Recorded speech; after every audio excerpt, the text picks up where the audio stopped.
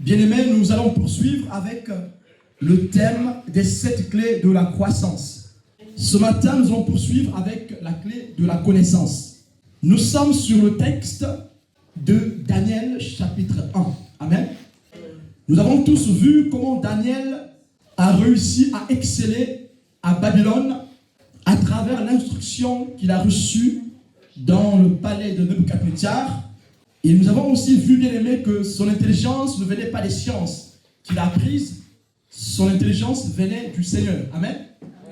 Malgré les sciences qu'il a étudiées en Babylonie, il a servi Dieu avec le Saint-Esprit. Quand il y avait une question cruciale au milieu de ce peuple de Babylone, il n'interrogeait pas les encyclopédies de Nebuchadnezzar. Il ne consultait pas les dieux de Nebuchadnezzar, sachant que lui-même, il portait le nom du dieu que Nebuchadnezzar adorait. Belshazzar est un dieu qu'adorait Nebuchadnezzar. Mais Daniel n'a pas consulté les dieux de Babylone pour servir le roi Nebuchadnezzar.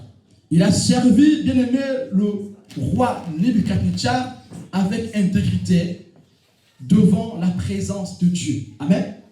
Malgré les connaissances acquises dans ce milieu babylonien, Daniel n'a pas oublié la connaissance acquise auprès de son Dieu, Yahvé, le Dieu d'Israël. Amen. Amen. Alors, il a commencé par nourrir son esprit. Nous avons vu cela par des exercices de piété qu'il pratiquait au sein de Babylone. En commençant par refuser les mets souillés du roi Nebuchadnezzar, il a commencé par purifier son esprit. Amen. Amen. Mais par la suite, dans la suite des événements, nous allons voir qu'il a continué à purifier son âme par les exercices de piété, à travers la prière et le jeûne. Daniel a passé des temps dans le jeûne. Vous vous souvenez du jeûne de 21 jours qu'il a fait, où ses prières ont été bloquées par le roi de Perse. Bien-aimé, si Daniel avait arrêté la prière le 21e jour, bien-aimé, ou le 20e jour, je vous assure que Michael ne serait pas venu à son secours. Amen. Amen. Donc nous voyons ici que Daniel est resté persévérant dans la prière, persévérant dans la piété, persévérant dans son intégrité devant Dieu. Mais le secret, c'était d'abord nourrir l'esprit avant de nourrir le corps. Amen.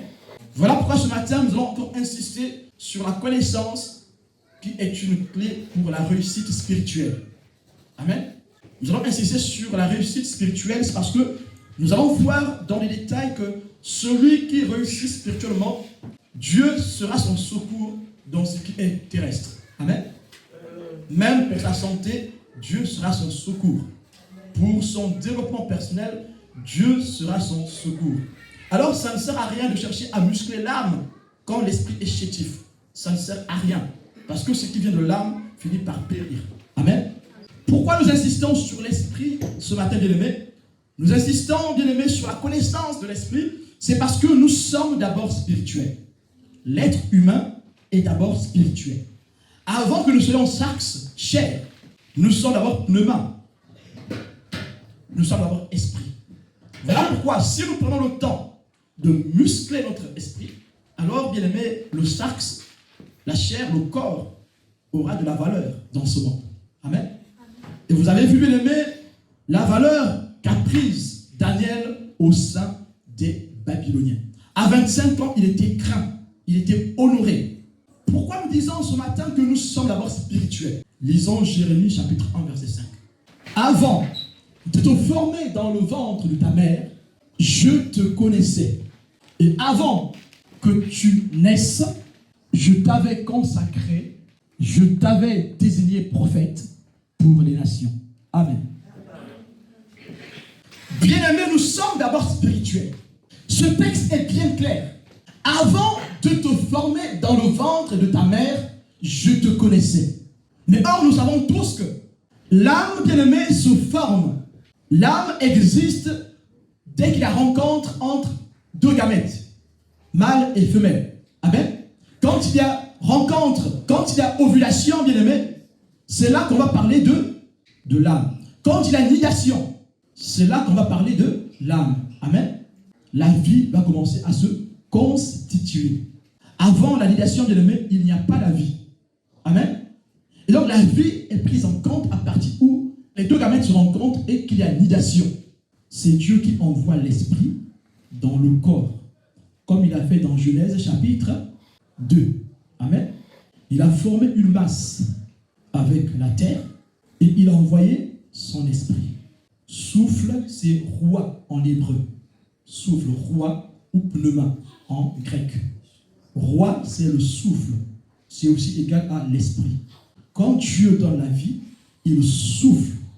Et quand il souffle, l'âme naît aussitôt. Amen. Donc quand les deux gamètes, mâle et femelle, se rencontrent, Dieu souffle. Dieu donne la vie. Adam connut Ève, sa femme. Elle conçut et enfanta Caïn. Elle dit, j'ai formé un homme avec l'aide de l'Éternel. Amen. J'ai formé un homme avec l'aide de l'Éternel. Pourquoi elle dit cela? Elle dit cela, c'est parce que c'est l'esprit qui donne vie au corps. Amen. Les deux gamètes peuvent se rencontrer, mais si Dieu ne souffle pas la vie sur ces deux gamètes, il n'y aura rien qui se fera. Et qu'est-ce qu'on va entendre plus tard? Il y a eu, comment on appelle ça déjà? Fausse couche. Merci beaucoup, mes soeurs. Il y a eu fausse couche. Pourquoi? C'est parce que le souffle de Dieu n'a pas été donné. Amen. C'est pour dire que nous sommes d'abord spirituels. Si Dieu nous connaît avant qu'on soit formé dans le sein de notre mère, c'est que nous sommes d'abord spirituels. Voilà pourquoi quand nous mourons, on dit qu'il a rendu l'âme. Amen. Quand on meurt, bien aimé, il y a séparation des trois. J'avais déjà fait un enseignement dessus sur le constitut de l'Église. Quand on meurt, il y a séparation des trois. L'esprit repart à Dieu. C'est ce que dit la Bible. L'esprit repart à Dieu. L'âme attend le jugement. Puisque le corps va se reformer avec une nouvelle substance. Amen. Quand nous ressuscitons, nous venons avec une nouvelle substance. C'est toujours le corps, mais c'est un corps de gloire. Donc une nouvelle substance qui est appelée à vivre éternellement. Nous sommes d'abord spirituels. Voilà pourquoi il faut d'abord nourrir l'esprit avant de s'occuper du corps et de la chair. Donc celui qui nourrit l'esprit va forcément prendre soin du corps. Nous avons aussi Exode 33:12 qui nous montre vraiment que nous sommes d'abord esprit. Et nous avons dit la semaine dernière que c'est l'esprit qui a la conscience de Dieu. Ce n'est pas l'âme ni la chair, mais c'est l'esprit. Et souvent, dans le langage humain bien-aimé, on confond l'âme et l'esprit. Quand est-ce qu'il y a eu confusion entre l'âme et l'esprit? C'est quand Adam et Ève ont péché. À partir du jour-là, bien-aimé, l'être humain est mort. Dieu ne descendait plus pour parler avec l'homme. Parce que l'organe qui faisait que Dieu parlait avec l'homme, c'était l'esprit. C'est l'esprit qui faisait que Dieu parle avec l'homme. Mais or, à partir de la chute, l'esprit s'est mêlé à l'âme. Nous avons cela dans Hébreu. La réponse. Comment pourrons-nous faire pour que nous arrivions à distinguer l'âme et l'esprit? Nous pourrons arriver à cela que par la parole de Dieu. Voilà pourquoi ce matin, nous insistons sur la connaissance. La connaissance de la parole de Dieu. C'est dans Hébreux 4, verset 12. Puisque nous sommes d'abord esprit. Pour rentrer en communion avec Dieu, nous avons besoin de l'esprit. Et si nous rentrons en communion avec Dieu, alors nous saurons ce que le corps a besoin. Amen. Si je suis dans la présence de Dieu, mon corps aura ce qu'il a besoin. Parce qu'auprès de Dieu, nous avons tout. Il y a tous les trésors auprès de Dieu. Voilà pourquoi, bien aimé, nourrir l'esprit est d'une grande importance pour la croissance de l'homme. Ne nourrissons pas l'esprit à travers les sciences occultes ou à travers les connaissances de ce monde. Ce n'est qu'un leurre. Quand on le fait, ce n'est pas l'esprit en lui-même qu'on nourrit. C'est juste l'âme qu'on nourrit. Amen. Et ça n'emmène pas très loin. Amen. Et les gens ont remplacé la spiritualité par des philosophies. Voilà pourquoi aujourd'hui, on parle des spiritualités. Parce qu'il n'y a pas que la spiritualité qui concerne le Christ. Il y a d'autres spiritualités qui sont à des philosophies. Mais ces spiritualités-là, bien aimés, ne mènent pas au salut de l'âme. Amen. Vous avez aussi Jean chapitre 6, verset 51. Nous pouvons le lire ensemble. Jésus-Christ dit, « Je suis le pain vivant descendu du ciel. Si quelqu'un mange de ce pain, il vivra éternellement.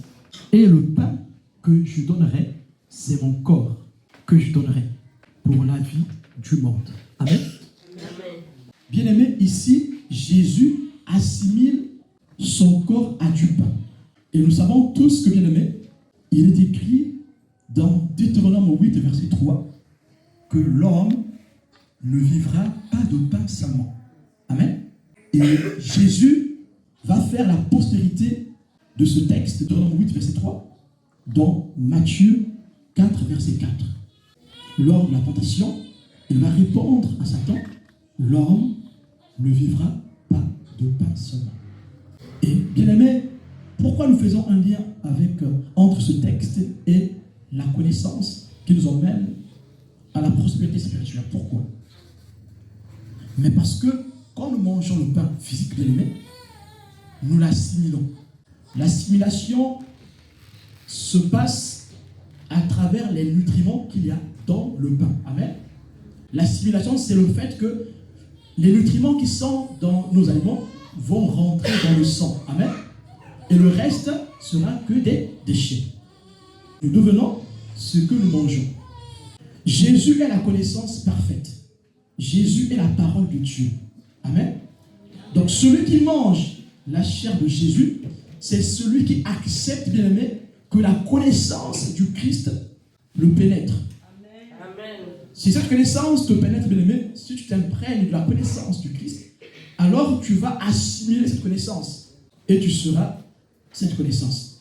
Dis-moi ce que tu écoutes et je te dirai qui tu es. Dis-moi qui tu écoutes et je te dirai qui tu es. Dis-moi ce que tu lis et je te dirai qui tu es. Nous sommes ce que nous écoutons, nous sommes ce que nous mangeons, nous sommes ce que nous voyons, nous sommes ce que nous lisons. Celui qui mange la chair du Christ, c'est celui qui a accepté de rentrer dans la connaissance profonde. Et bien aimé, voilà pourquoi vous allez voir dans les Écritures, quand Jésus va énoncer ceci, que manger mon corps, 12 sont partis. Il n'y a que les 12 qui sont restés. Quand Jésus a dit mangez ma chair est une nourriture, ils n'ont pas compris. Ils ont dit mais c'est une parole de Dieu, qui va manger sa chair? Parce que ce n'est pas n'importe qui peut accepter de manger la chair du Christ. Il faut beaucoup de consécration. Il faut beaucoup du temps. Il faut se donner pour manger son corps, ce pain. Et en mangeant ce pain, bien aimé, nous sommes en train de nourrir l'esprit.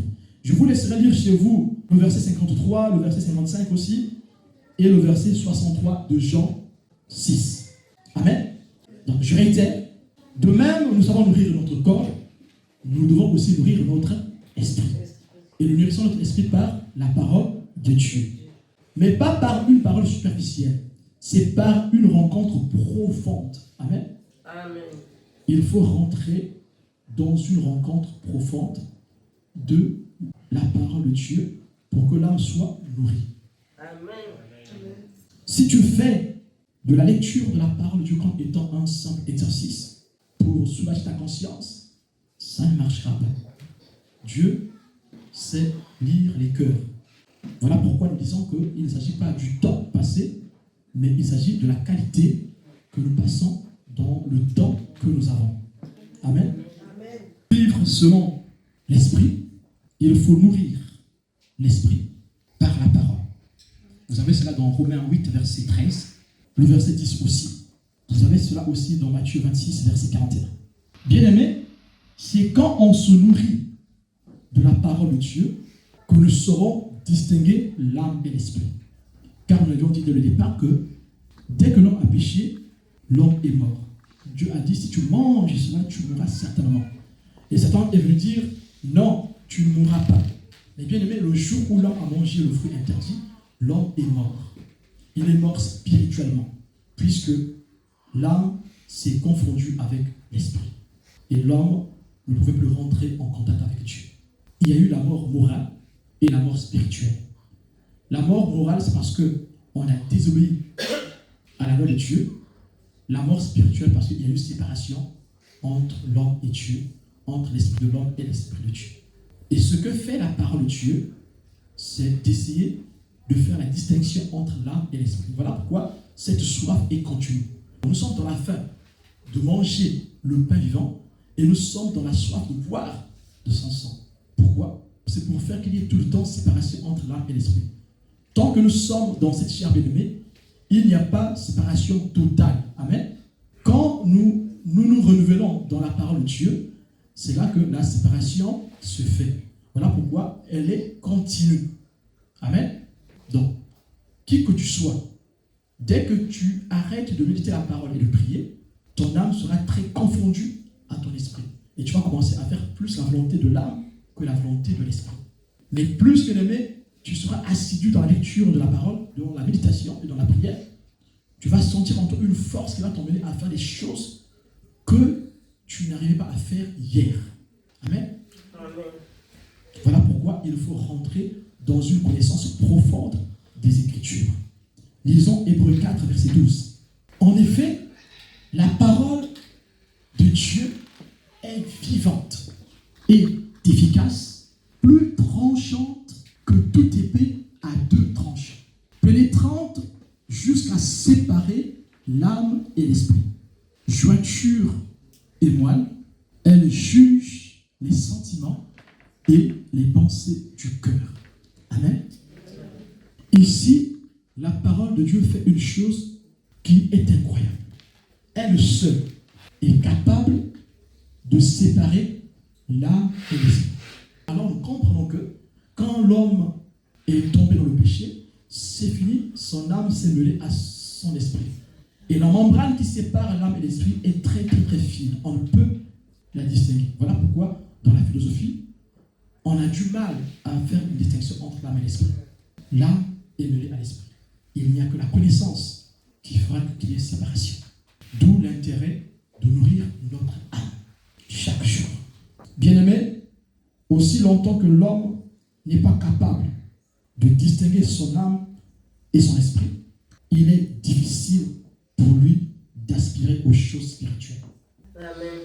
Aussi longtemps, bien-aimé, que l'homme n'est pas capable de distinguer l'âme et l'esprit, il est difficile pour lui d'obéir totalement au Seigneur. Il sera difficile pour lui, bien-aimé, de distinguer le bien afin de le choisir. Et il sera difficile pour lui de s'élever spirituellement.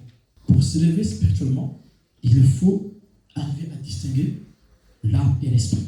Et nous avons, bien aimé, pris l'exemple la semaine dernière des deux œuvres d'Isaac et Ismaël. Nous avons dit qu'il y a des œuvres qui viennent d'Isaac et d'autres qui viennent d'Ismaël. On va lire Galates 4, versets 22 à 31. En effet, il est écrit qu'Abraham a eu deux fils, un de la femme esclave et un de la femme libre. Mais celui de l'esclave est né par volonté humaine. Et celui de la femme libre est le fruit de la promesse. Donc nous voyons déjà ici, bien aimé, que ce qui vient de l'esprit vient des promesses. Amen. Amen. Et ce qui vient de la volonté de l'homme n'est que éphémère. Ça vient de notre psyché. Il y a l'esprit et l'âme. Il faut choisir. S'il faut produire des œuvres par l'esprit ou par le psyché, ou par le sarx, la chair, ou tu produis les œuvres par l'âme, les œuvres que nous produisons par l'âme, c'est ce qui est appelé ici la volonté humaine. C'est Ismaël. Ismaël, ce sont les œuvres de la chair. Quand tu montes un projet avec ta chair, tu produis Ismaël. Quand tu montes un projet en associant Dieu, tu produis Isaac. Alors choisissons. On produit Isaac ou on veut produire Ismaël. Nous voulons construire notre carrière avec Isaac ou avec Ismaël. Et donc, pour construire avec l'esprit, il faut s'appuyer sur les promesses. C'est ce que nous avons vu là dans le verset 23. Et pour connaître les promesses, il faut se former. Il faut se former. Se former dans la parole de Dieu. Amen. Si on a le temps, on verra plus tard comment se former. Quelles sont les différentes façons de se former, que ce soit dans les choses de Dieu ou dans la prophétie. Il y a deux façons. Amen. Ces faits ont une valeur allégorique, car ces femmes représentent deux alliances. L'une vient du mont Sinaï et donne naissance à des esclaves, c'est Agar. En effet, Agar, c'est le mont Sinaï en Arabie. Le mont Sinaï, c'est là que Moïse a reçu les tables de loi. Amen. Sauf que la connaissance de la loi nous a ouvert les yeux sur le péché. C'est en apprenant que tu ne voudras pas qu'on a été poussé au vol. La chair n'aime pas les interdictions. Vous n'allez pas me dire le contraire. La chair aime faire ce qui est interdit. Et correspond à la Jérusalem actuelle qui vit dans l'esclavage avec ses enfants. La suite. Mais la Jérusalem d'en haut est libre. C'est celle qui est notre mère. Donc ici, nous voyons qu'il y a deux œuvres. Il y a deux façons de produire les œuvres. Soit on les produit en s'appuyant sur les promesses, ou on les produit en s'appuyant sur notre intelligence, qui est notre volonté. Bâtissant notre communion avec le Christ via la connaissance d'en haut. Amen. Je vous donnerai des textes comme 1 Thessaloniciens 5, verset 23, Galates 5, verset 17. Amen. Amen. Et donc ce matin, nous insistons encore que la connaissance est un aliment spirituel. Amen. Il y a des philosophes bien-aimés qui, sans pourtant recevoir la lumière du Christ, commençaient à chercher Dieu à leur manière. Parce que c'est par la connaissance qu'on peut rencontrer Dieu. Ce n'est que par la connaissance. Donc, nous réitérons ce matin que la connaissance est un aliment spirituel. Un aliment spirituel qu'il faut manger avec discernement. Discerner le corps. Il faut discerner le corps. 1 Corinthiens 10, verset 3. Ils ont tous mangé la même nourriture spirituelle. La suite. Et ils ont tous bu la même boisson spirituelle. En effet, ils buvaient à un rocher spirituel qui les accompagnait et ce rocher était Christ. Amen. Nous voyons ici une nourriture spirituelle. Et je vous laisse lire la suite, on a passé le temps. Celui qui mange le corps doit le discerner. Celui qui cherche la connaissance doit la discerner. Savoir ce que j'ai comme connaissance, est-ce que ça vient de Dieu? Voilà pourquoi il ne faut pas se laisser entraîner par les commentaires des hommes. Amen. Ce que je fais sur ma tête, ce sont des commentaires. Ce n'est pas moi qui ai écrit la Bible. Amen. J'ai lu les textes et que je suis en train de vous exposer. Voilà pourquoi dans tout ce que je dis, je donne une référence biblique. Amen. Pour que vous voyez que finalement, mon commentaire n'est pas très loin de ce qui est écrit. Amen. Ce sont les païens bien-aimés qui s'intéressent à la nourriture de la chair. Nous, les enfants de Dieu, on ne s'intéresse pas à la nourriture de la chair. S'il nous manque quelque chose, on fait confiance à Dieu.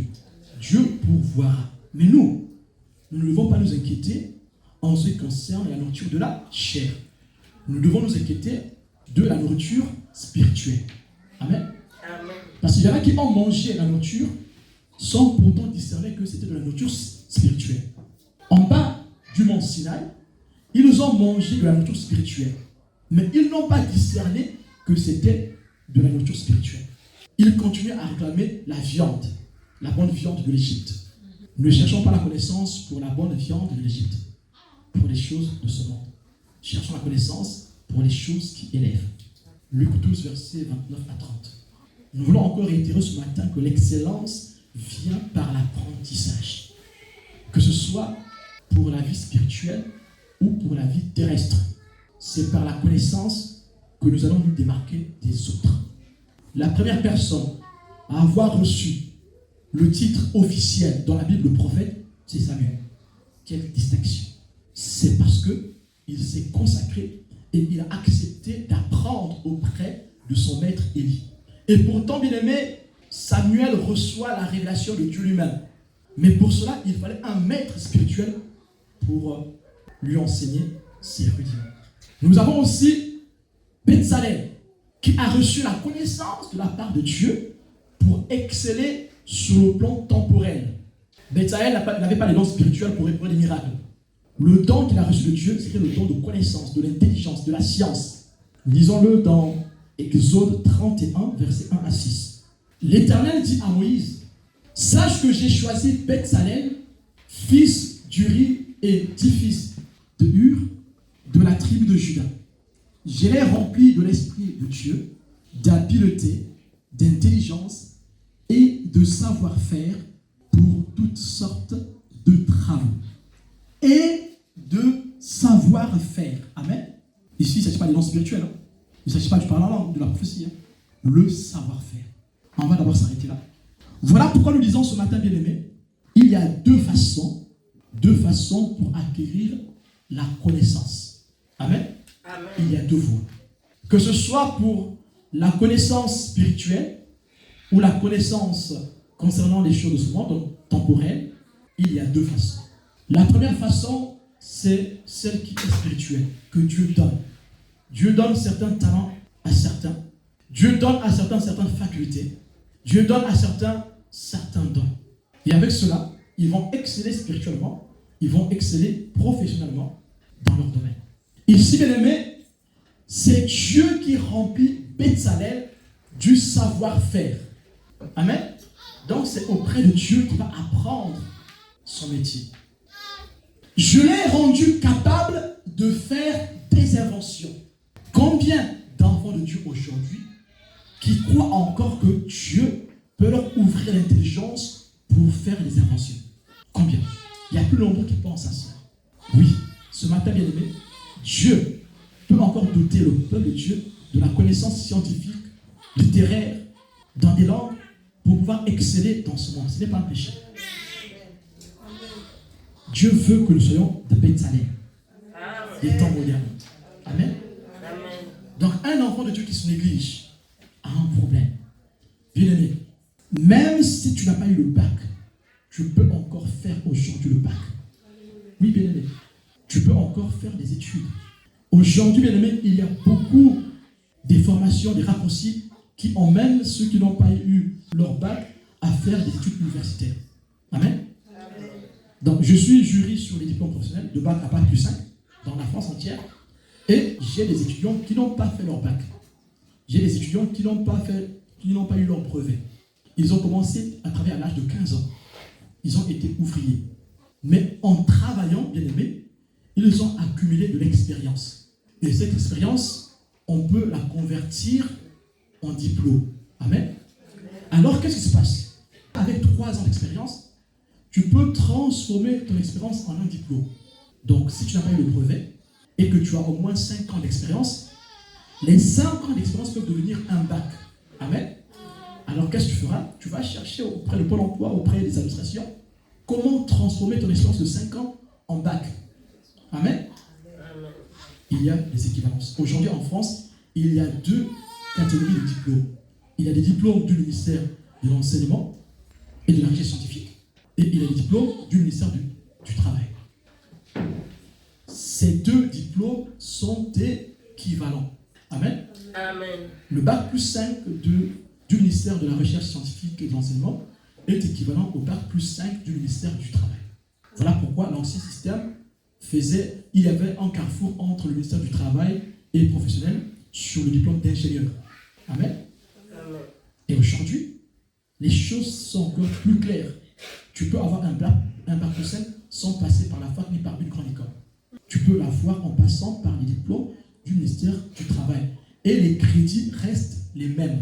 Donc moi, j'ai des étudiants qui ont eu leur bac professionnel, leur bac plus 3 professionnel, et qui sont allés faire un bac plus 5 à la fac.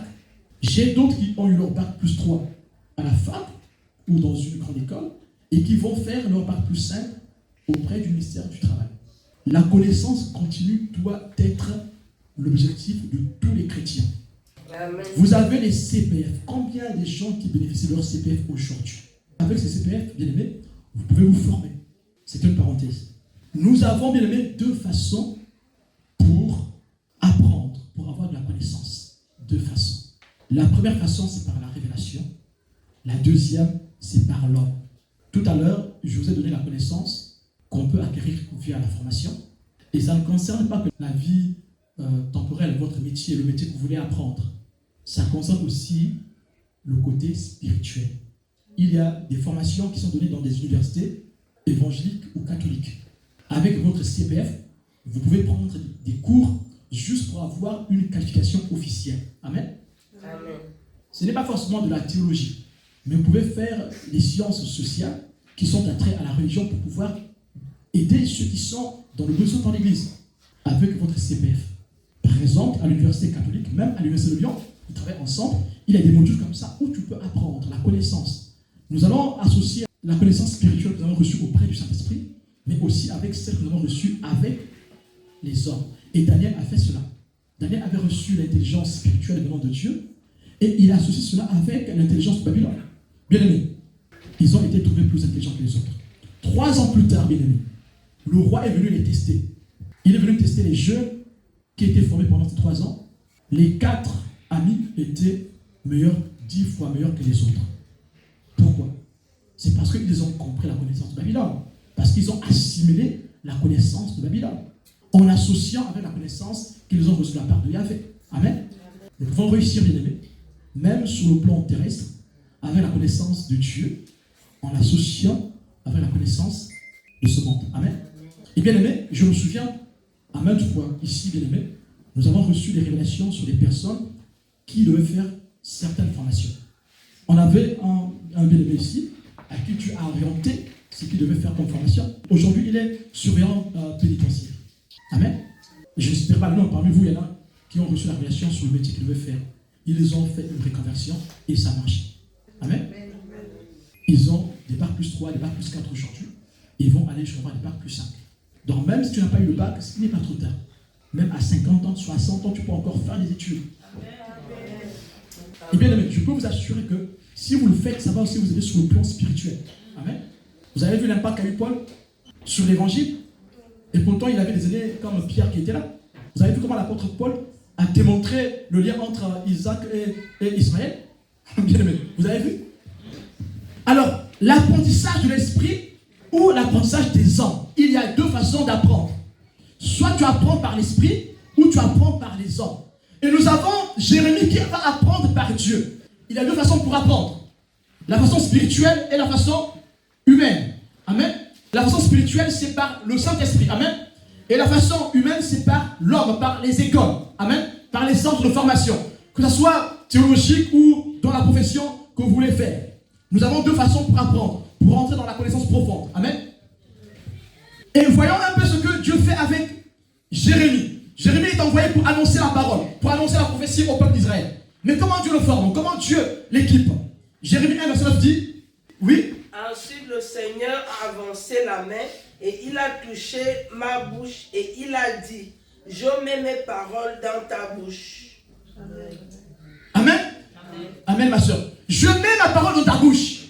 Mettre la parole dans la bouche, c'est donner la connaissance à l'homme. Amen. Vous allez me dire, mais comment en un seul coup, Jérémie peut avoir toute la connaissance? Lisons maintenant Galates 1, verset 11 à 12. Vous allez voir que oui, par un seul contact avec Dieu, tu peux avoir toute la connaissance. Jérémie, par un seul contact avec Dieu, tu peux avoir toute la connaissance. Je vous déclare, frères, que l'évangile qui a été annoncé par moi n'est pas de l'homme. Amen. Amen. Car je ne l'ai ni reçu, ni appris d'un homme, mais par la révélation de Jésus-Christ. Amen. Amen. On acclame le Seigneur. Amen.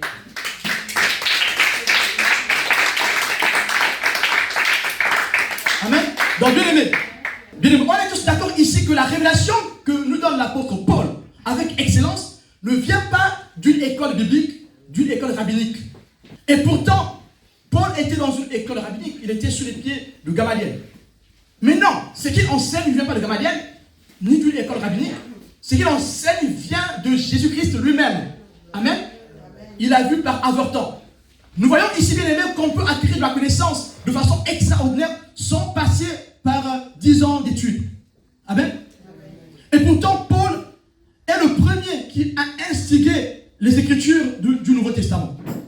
Le premier livre du Nouveau Testament a été écrit par l'apôtre Paul. Je pense au livre de Thessaloniciens, avant les évangiles. Donc, vous êtes là convaincu que Dieu, en mettant sa main sur la bouche de Jérémie, pouvait donner toute la connaissance possible à Jérémie. On est tous d'accord? Ézéchiel 3, verset 1 à 4. Je l'ai, hein. Ézéchiel 3, verset 1 à 4. Merci. Parle, me dit, toi l'homme, mange ce qui est devant toi. Mange ce rouleau, Puis il va parler aux Israélites. J'ouvre la bouche et il me fait manger le rouleau.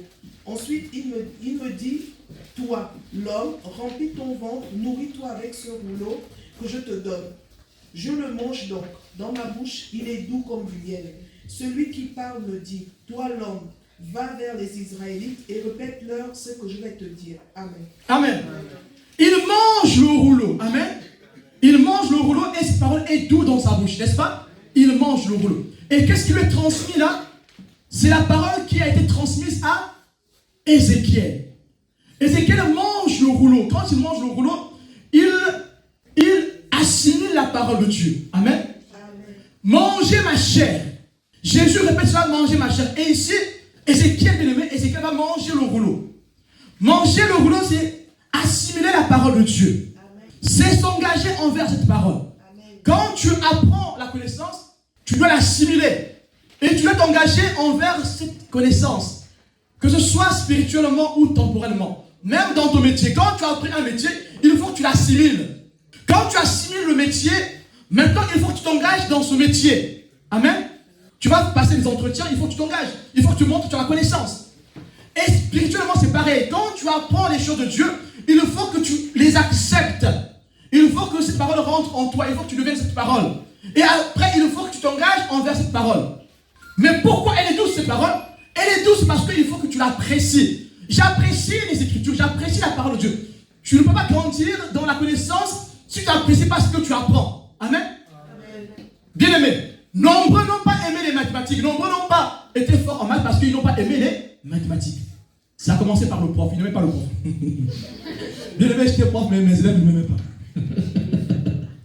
Bien aimé, et encore bien aimé, quand tu es prof dans un lycée professionnel, vous vous rendez compte?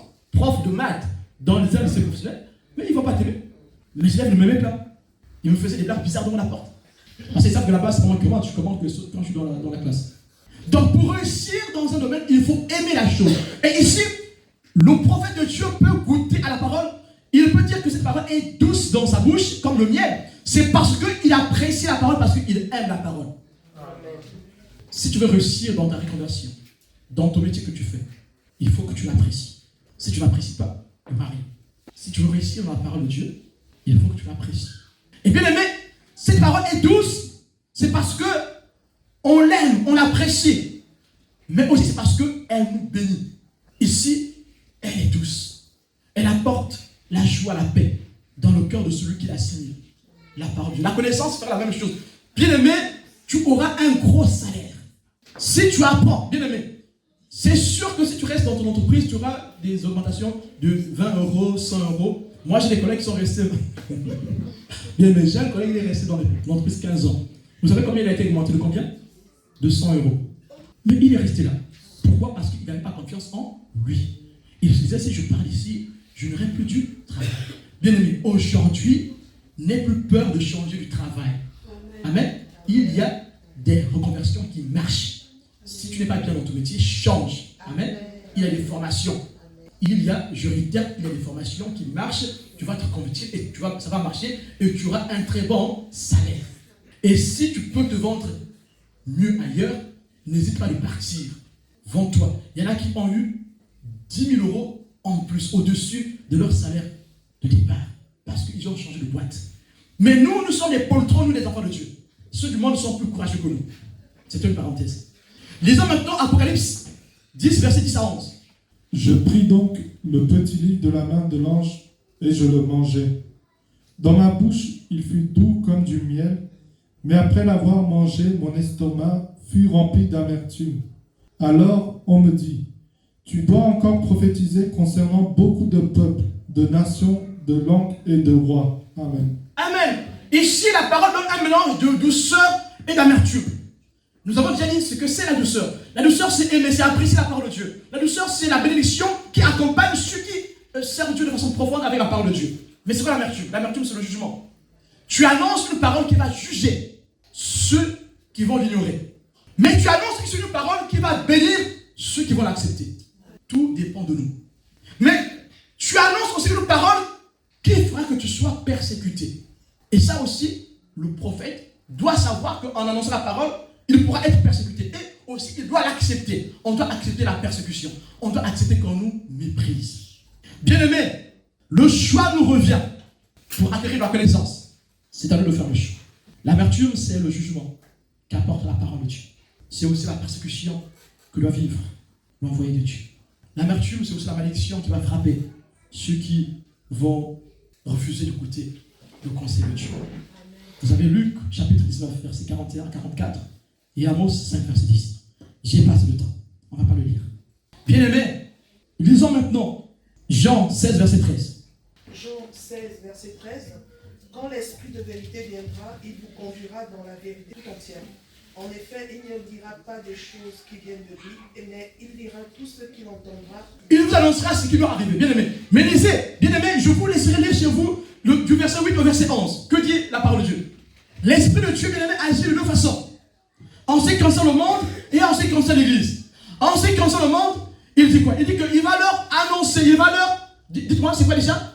Et quand il viendra, il montrera au monde qu'il se trompe au sujet du péché. Il montrera au monde, je me souviens, il montrera au monde au sujet du péché, d'accord? Là, l'Esprit parle d'abord au monde. Il montre au monde en ce qui concerne du péché, en ce qui concerne le péché. Ensuite, en ce qui concerne le jugement. Amen. Et quoi d'autre? Au sujet de ce qui est juste et au sujet du jugement. Amen. Donc, l'Esprit, quand il vient, bien aimé, quand Dieu envoie l'Esprit dans le monde, il doit enseigner le monde en ce qui concerne le péché, en ce qui concerne la justice et en ce qui concerne le jugement. Mais qu'est-ce qu'il fait avec l'Église? On y va, 13. Le verset 13.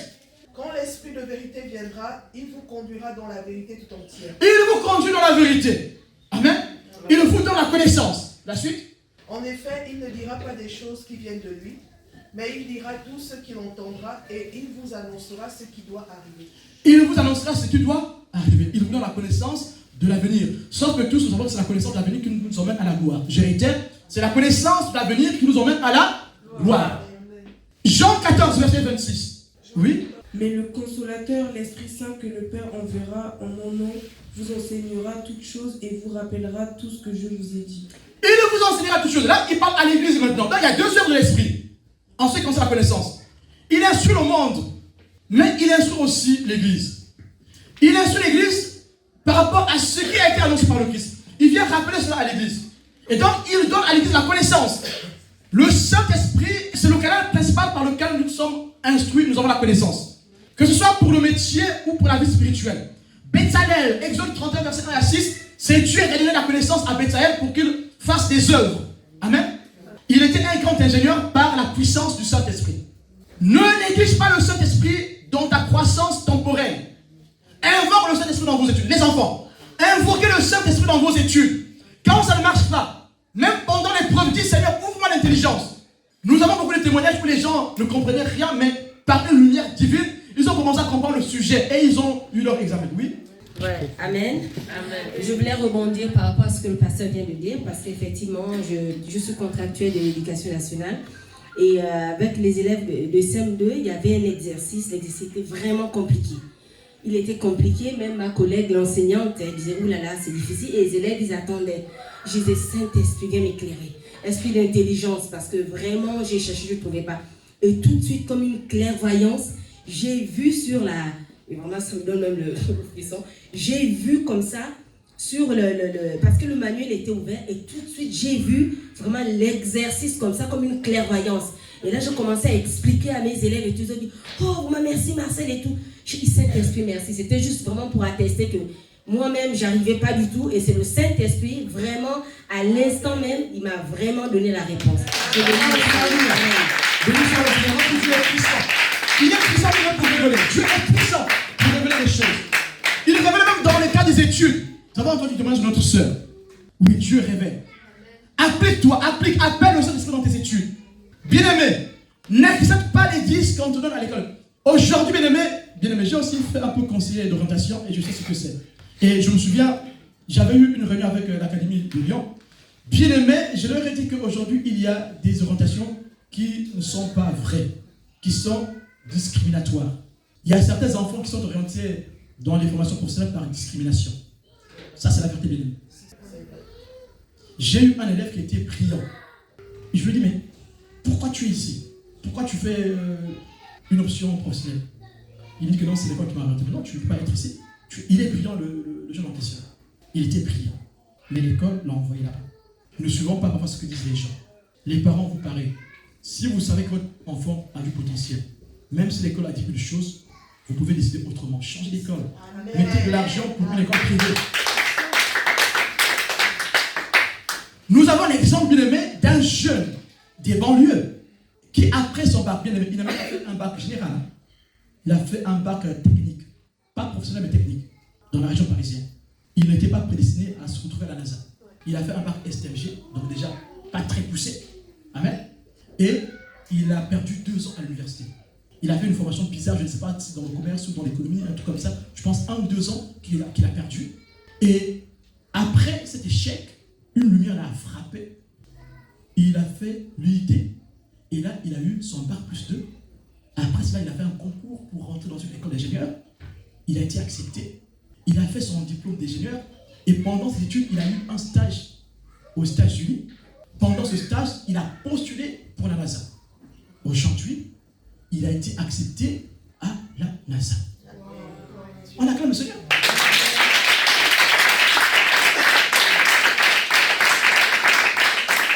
Bien aimé, ce jeune homme n'était pas une fusée. On doit se le dire. C'était pas une fusée. Il a fait son petit bac, là, comme vous avez dit, là, son petit bac. Là. Il n'a pas fait le bac S. Il n'a pas fait le bac science. C'est quoi le bac déjà? STMG. Il a fait son bac STMG. Donc quand on faisait l'orientation, c'est quelqu'un qui a fait STMG, on lui dit, bon, toi, va faire un BTS. On n'enverra jamais quelqu'un qui a fait STMG aller faire prépa. Amen.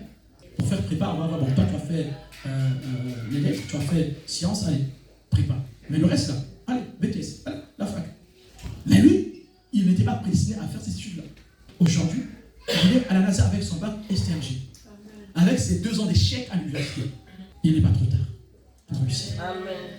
Bien aimé, nous voyons que peu importe ce qui se passe dans ta vie, tu peux encore rebondir. Amen. Amen. Et ça peut marcher.